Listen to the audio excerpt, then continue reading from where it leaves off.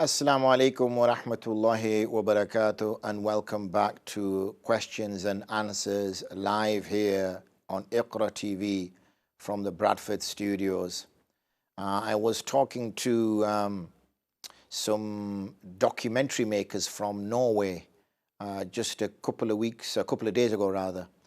They wanted to do a program, a documentary on something I was involved in many years ago. When I say involved, I was actually somebody who was a kind of a whistleblower, somebody who highlighted to the community about the fraudulent behavior of this particular product. And they now want to follow that up, and they wanted to sort of discuss these things with me. And I mentioned also Iqra TV about the work we do on Iqra TV. So they were really excited about that. So they said, would we be able to come up and film you at Iqra? Obviously, we don't need to hear you say anything and kind of just catch you doing your kind of day thing. So you never know. We might appear on Norwegian TV sooner or later, inshallah. But anyway, for now, we're on UK TV.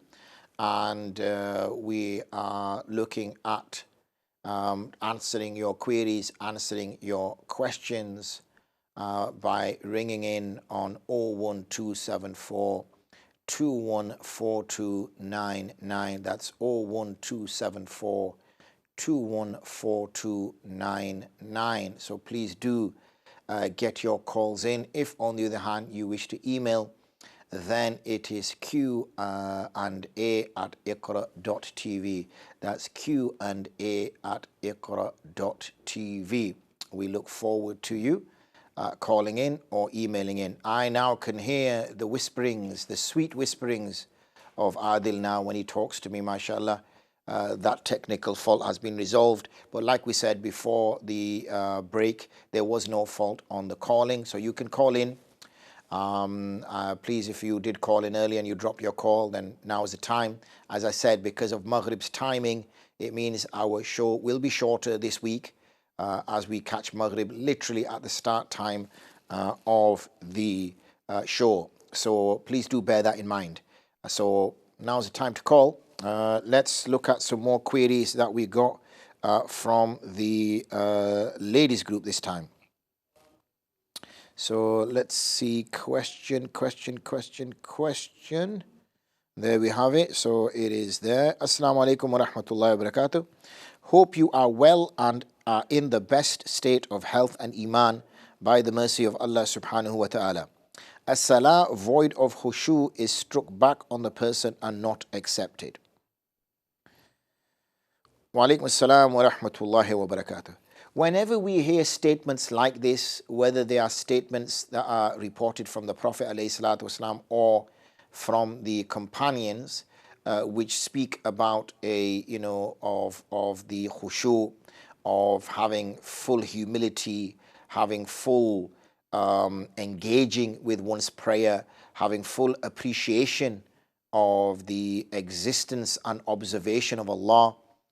And if one doesn't have that, then his salah is void or whatever. These are given as as we call it, targheeb, as both encouragement, but also as warning. That don't just be lackadaisical when you stand in prayer.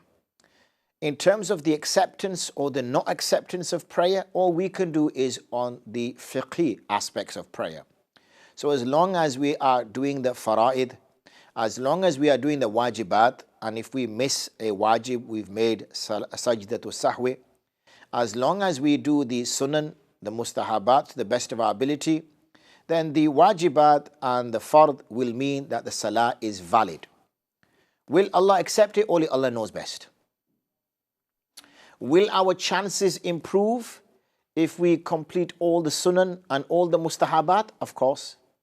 Will our chances improve further if we have more khushu, more humility, more reverence of Allah? Of course.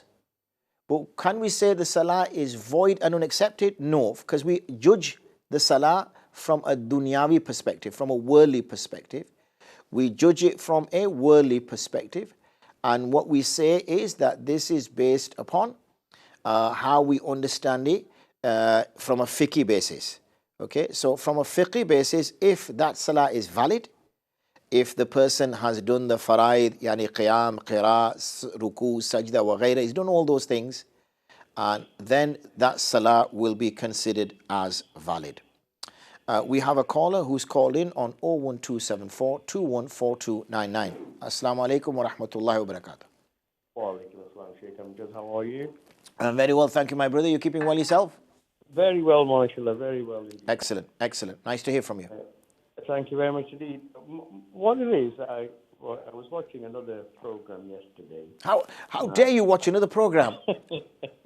And in that program, they were debating about quite a different points, yes? Okay. And one of the topic was our sisters have been, well, I wouldn't like to use the word persecuted, but they were in Denmark that they were, hijab is going to be removed like quite a few of the European countries, yes? What confuses me day by day, for dunya, the Muslim are so well organized and they are such what successful business people they are. They're worth millions and billions of rupees, dollars, whatever you want to call it, yes?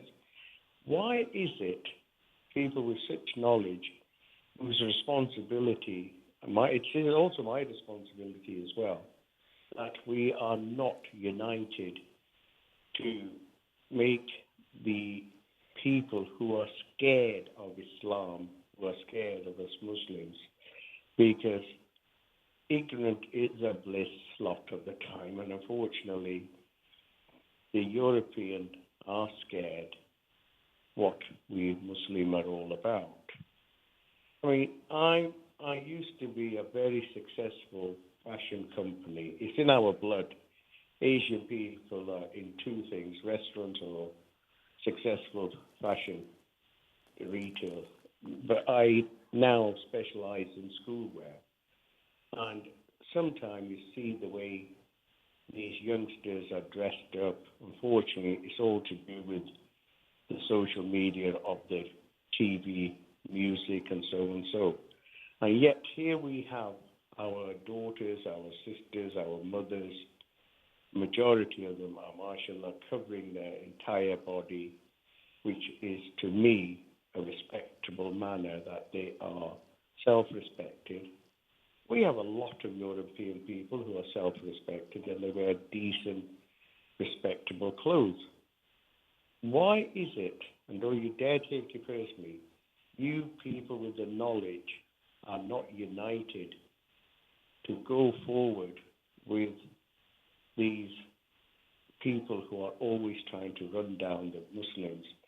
Because Islamic phobia is never going to go away, because they know the true message is being a practicing Muslim. They are. They know that. They know that because they know the Holy Quran is the word of Allah subhanahu wa ta'ala. They know that because they know that when the Quran came down onto the earth, there is a beautiful blessing that says, you cannot imagine the size of the universe. You can never, ever imagine it. And mashallah, now we're sending out these satellites, we're sending out these special cameras, and they're coming back. I mean, I, for one, being I'm a very proud Muslim.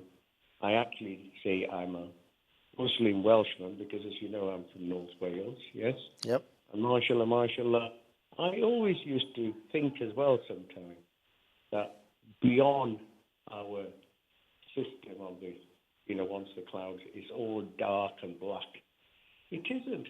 Look how beautiful Allah subhanahu wa ta'ala has created the universe. So beautiful and so beautiful colored and so beautiful. So therefore, they know the true message is being a Muslim. And they know the true message is the Holy Quran. Why is it that all the muftis, all the sheikhs, and all our Muslim leaders cannot unite and say to these people, why are you trying to tell us how to dress up? We don't tell anybody else in this world how to dress up. Okay, I will deal with that, my brother. Jazakumullah khairan for that. Thank you. No problem. Assalamu alaikum wa rahmatullahi wa barakatuh. Wa alaikum assalam. So interesting topical point there about Islamophobia. I don't know if our dear brother knows what's happening in the Midlands, in particular in Leicester, where unfortunately we're seeing the extremism from the Hindu groups that are going around on marches and causing trouble and causing nuisance there. So first, let me quite a lot was said. So let me try to unpack it as best as I can. Firstly, in terms of Islam, where do the non-Muslims stand with regards to Islam? Well, we can, in a broad sense, what you can say is that they are a group of people who what we call fence sitters, who haven't really made their mind up about Islam. Maybe they don't have the direct engagement with Muslims.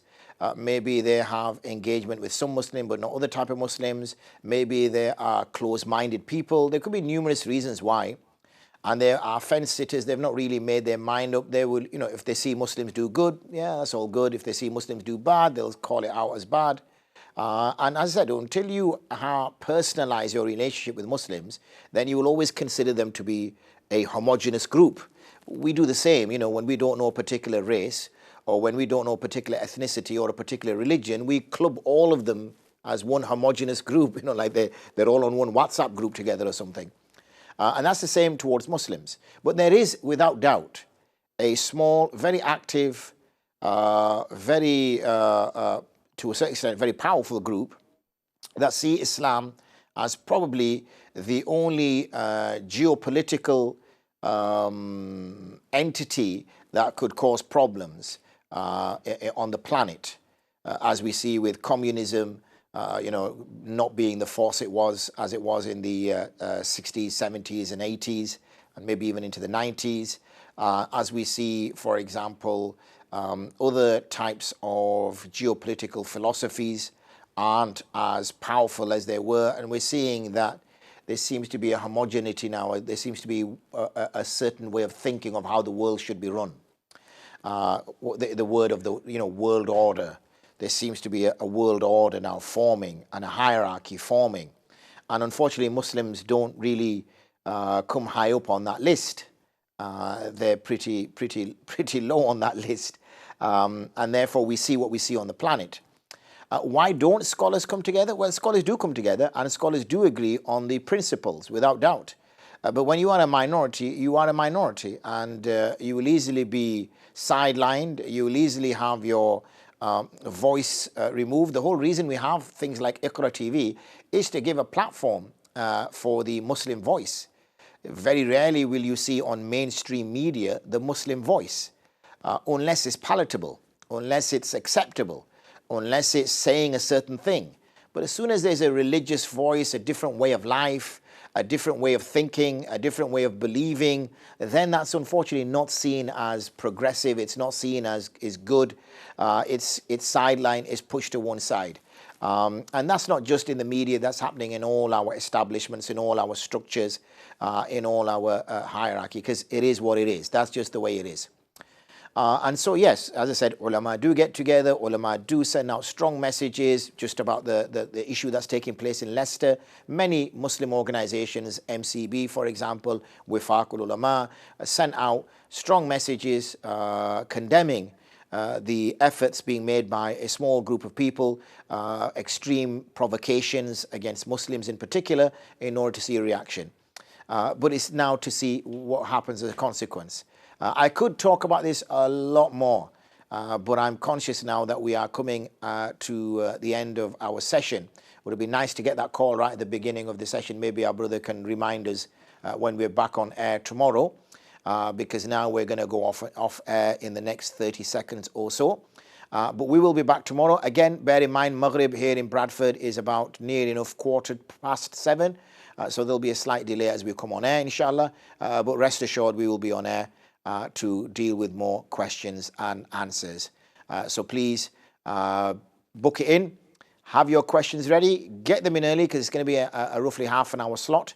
And as you know, the time moves very quickly. Till tomorrow, Assalamu alaikum wa rahmatullahi wa barakatuh.